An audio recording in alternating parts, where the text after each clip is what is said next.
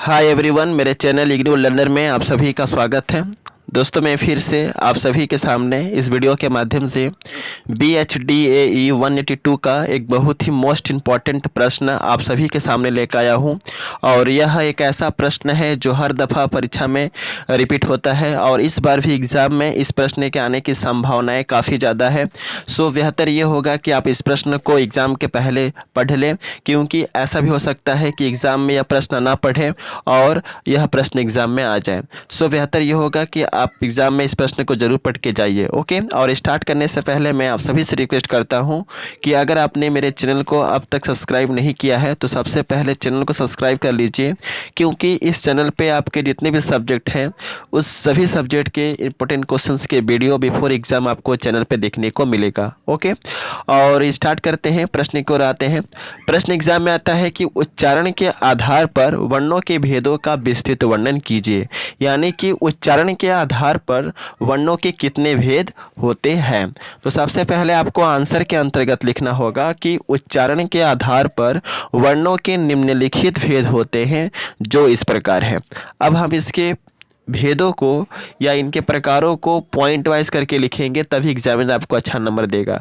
बहुत से बच्चे क्या करते हैं कि केवल एज ए पैराग्राफ करके लिख के पैराग्राफ की तरह लिख देते हैं और एग्ज़ाम में जो है फेल हो जाते हैं। तो मैं जिस तरह से PDF में आपको लिखता हूँ वैसे ही जो है एग्ज़ाम में भी आपको लिखना है, तभी आप पास कर पाएंगे। ओके, तो सबसे पहला नंबर पॉइंट में आपको लिखना है स्वर यंत्र। स्वर यंत्र क्या स्वर यंत्र। और इस हेडिंग के अंतर्गत आपको बस इतना लिखना है कि स्वर यंत्र वह वर्ण है जिसका उच्चारण स्वर यंत्र मुख के द्वारा किया जाता है, उसे हम स्वर वर्ण कहते हैं। स्वर यंत्र क्या है? वह वर्ण जिसका उच्चारण स्वर यंत्र मुख्य के द्वारा किया जाता है, उसे हम स्वर वर्ण कहते हैं। हिंदी के वर्णमाला में केवल ह स्वर इस श्रेणी के अंतर्गत आता है। क्या समझे? स्वर यंत्र वह वर्ण होता है जिसका उच्चारण स्वर यंत्र मुख के द्वारा किया जाता है। यहाँ पर मुख्य हो गया है लेकिन आपको मुख लिखना है, उसे हम स्वर वर्ण कहते हैं। और हिंदी के वर्णमाला में केवल ह स्वर इस श्रेणी के अंतर्गत आता है। दूसरा है कंठ मार्ग। क्या हेडिंग देंगे? कंठ मार्ग। इस हेडिंग के अंतर्गत बस आपको इतना लिखना है कि कंठ मार्ग के अंतर्गत वे सभी वर्ण शामिल होते हैं जिनका उच्चारण हम कंठ के माध्यम से करते हैं। बहुत ही इजी लैंग्वेज है। क्या लिखेंगे? कंठ मार्ग क्या है? कंठ मार्ग के अंतर्गत वे सभी वर्ण शामिल होते हैं या वे सभी वर्ण आते हैं जिसका उच्चारण हम केवल कंठ के माध्यम से करते हैं। और इस मार्ग के अंतर्गत, इस श्रेणी के अंतर्गत अ और आ के साथ अह भी शामिल होते हैं। समझ गए? अगला है तालु। तालु के अंतर्गत क्या लिखना है आपको? इसके अंतर्गत बस आपको इतना लिखना है कि जिन वर्णों का उच्चारण तालु के माध्यम से होता है उसे तालु या तालव्य वर्ण कहते हैं। बहुत ही सिंपल है। क्या लिखेंगे? जिन वर्णों का उच्चारण तालु के माध्यम से होता है उसे तालु या तालव्य वर्ण कहते हैं। यह सभी वर्ण जिह्वा के स्पर्श के माध्यम से बोले जाते हैं। जिह्वा मतलब क्या? जीभ के स्पर्श से बोले जाते हैं। जितने भी तालु वर्ण होते हैं, जब हम उसका प्रयोग करेंगे या जब उसको हम बोलेंगे तो जीभ इसका स्पर्श होगा। जीभ का क्या होता है? स्पर्श होता है उन वर्णों का उच्चारण करते समय। तो मैं फिर से आप सभी को बता दूं, तालु क्या है? जिन वर्णों का उच्चारण तालु के माध्यम से होता है उसे तालु या तालव्य वर्ण कहते हैं। यह सभी वर्ण जिह्वा के स्पर्श के माध्यम से बोले जाते हैं और इसके अंतर्गत छोटी ई और बड़ी ई शामिल होते हैं। इसके अतिरिक्त तालु के अंतर्गत च, छ, ज, झ आदि वर्ण भी शामिल होते हैं। समझ गए? अगला है मूर्धन्य वर्ण। जिन वर्णों का उच्चारण हम मूर्धा से करते हैं ऐसे वर्णों को हम मूर्धन्य वर्ण कहते हैं। इस वर्ण का उच्चारण भी जिह्वा के स्पर्श के माध्यम से होता है। जिस तरह तालु वर्णों का उच्चारण करते समय जिह्वा का स्पर्श होता है, ठीक उसी प्रकार मूर्धन्य वर्णों का उच्चारण जब हम करते हैं तो इसमें भी क्या होता है? जिह्वा का स्पर्श होता है। तो हम कह सकते हैं कि इस वर्ण का उच्चारण भी जिह्वा के स्पर्श के माध्यम से होता है। और इसके अंतर्गत ट, ठ, ड ढ आदि वर्ण शामिल होते हैं। समझ गए। अगला है ओष्ठाय।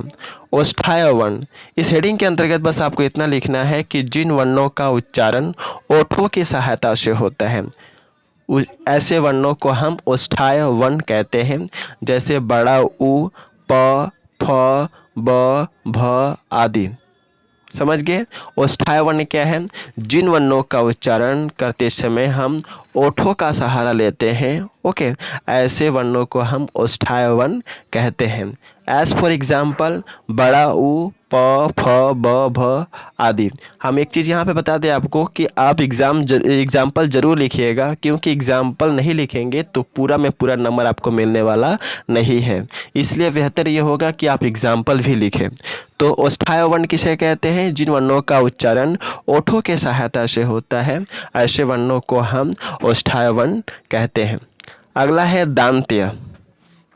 इस हेडिंग के अंतर्गत बस आपको इतना लिखना है कि जिन वर्णों का उच्चारण करते समय दोनों दांत एक दूसरे के साथ टकराते हैं ऐसे वर्णों को हम दांत्य वर्ण कहते हैं। बहुत ही सिंपल है, आई थिंक आप समझ गए होंगे। क्या लिखेंगे? जिन वर्णों का उच्चारण करते समय दोनों दांत एक दूसरे के साथ टकराते हैं ऐसे वर्णों को हम दांत्य वर्ण कहते हैं। और इसके अंतर्गत जो है त, थ, द, ध, न आदि, जब भी हम त, थ, द, ध, न आदि जैसे वर्णों का उच्चारण करेंगे तो इसमें हम पाते हैं कि हमारे दोनों दांत जो हैं एक दूसरे के साथ स्पर्श होते हैं, टकराते हैं। समझ गए। अगला है कंठ तालव्य। इस हेडिंग के अंतर्गत आपको इतना बस लिखना है कि जिन वर्णों का उच्चारण करते समय कंठ और तालु दोनों की सहायता पड़ती है ऐसे वर्णों को हम कंठ तालव्य वर्ण कहते हैं। बहुत ही सिंपल है। जिन वर्णों का उच्चारण करते समय कंठ और तालु दोनों का ही सहायता पड़ती है, दोनों का ही जरूरत पड़ता है, ऐसे वर्णों को हम कंठ तालव्य वर्ण कहते हैं। एज फॉर एग्जाम्पल ए और ऐ, ये दोनों कंठ तालव्य के वर्णों का एग्जाम्पल है। अगला है कंठोस्य वर्ण। इसके अंतर्गत बस आपको इतना लिखना है कि जिन वर्णों का उच्चारण कंठ और ओठ के सम्मिलित प्रयास से होता है ऐसे वर्णों को हम कंठोस्य वर्ण कहते हैं। जैसे अ और औ, ये दोनों ही वर्ण कंठोस्य वर्ण कहलाते हैं। अगला है अनुनासिक वर्ण। तो इसके अंतर्गत बस आपको इतना लिखना है कि जिन वर्णों का उच्चारण मुख और नाक के योग से होता है ऐसे वर्णों को हम अनुनासिक वर्ण कहते हैं। जैसे न और म। न और म जब हम उच्चारण करेंगे ऐसे वर्णों का तो मालूम चलता है कि इसमें मुख और नाक जो है दोनों के योग से जो है इसका उच्चारण हो रहा है। समझ गए। तो यह रहा काफ़ी ज़्यादा इंपॉर्टेंट क्वेश्चन और हर बार परीक्षाओं में जो है देखने को मिलता है। और विश्वास नहीं है आपको तो आप प्रीवियस ईयर के क्वेश्चन पेपर को डाउनलोड कीजिए, उसमें यह प्रश्न आपको देखने को मिलेगा। और यहाँ पे मैं बता दूँ कि अगर आपको इसका PDF चाहिए तो आप टेलीग्राम चैनल से जुड़ जाइए। वीडियो के डिस्क्रिप्शन में टेलीग्राम चैनल का लिंक है और मैंने अलग से इस सब्जेक्ट का प्लेलिस्ट बना दिया है जहाँ पर बहुत सारे वीडियो अपलोड है। अगर उन सारे वीडियो को देख लेते हैं तो आई थिंक आप अच्छा स्कोर कर पाएंगे एग्जाम में। So best of luck for all of you for exam and thanks for watching my video. जय हिंद, वंदे मातरम।